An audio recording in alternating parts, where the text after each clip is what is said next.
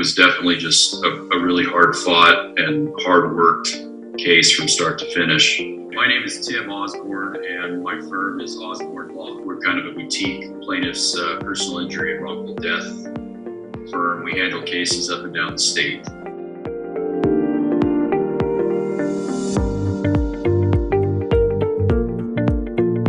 The decedent was a young boy who had Down syndrome, and he was just a complete angel of a kid. I mean, total sweetheart, always the life of the party, loved to goof around, and everybody loved him. This situation, it happened at a movie theater here in Bakersfield.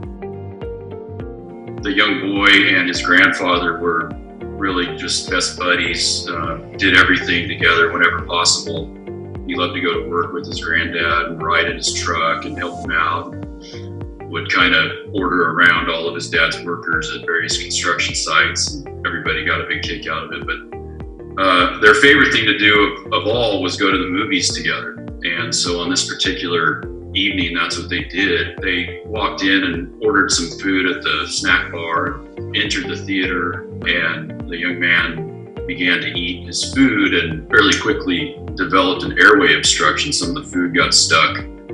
Within seconds, he stood up and was indicating that he couldn't breathe. And his grandfather, by sheer coincidence, had CPR training, airway obstruction training and stuff. And so immediately started trying to do his best to help his grandson out. And within a few more seconds, two other patrons that were in the theater and had seen the commotion and the darkness were at their side, and they also had CPR training. The boy unfortunately lost consciousness and went to the ground, and obviously at this point every second is critical in trying to visualize that airway obstruction and free it.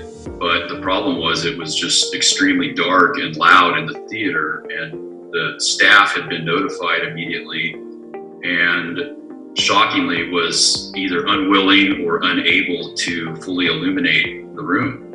The critical minutes passed with the grandfather and these other two gentlemen trying desperately to do whatever they could, but the bottom line is they were never able to adequately visualize this young man's airway. And so the theory at its core was that if this giant movie theater company had working lighting in the room, that would have enabled these men to save this young man, and there would have been a much different and better outcome. So the strategy in contacting DK Global on this one, there were really two sort of things that we had in mind. The first is we needed a good way to demonstrate this young man's airway anatomy and to show just how easy it would have been to really get in there and see into his mouth and into his upper airway with adequate lighting. This was a very high drama situation, just horrendous as far as what the grandfather had to go through here, where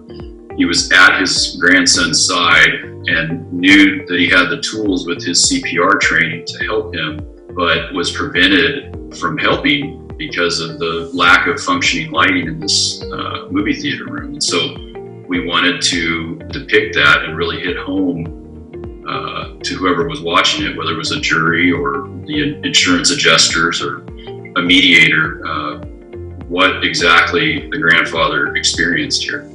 I think on some level psychologically, when the other side first becomes aware that you've got somebody like DK Global involved and they see the quality of the visuals that DK produces, whether they admit it or not, it sends a message. It reinforces the seriousness of our position, whether it's showing anatomy or how an accident happened or whatever it might be. It's there, it's in their face, it's vivid, and at that point it's very hard to sort of ignore it or sweep it to the side.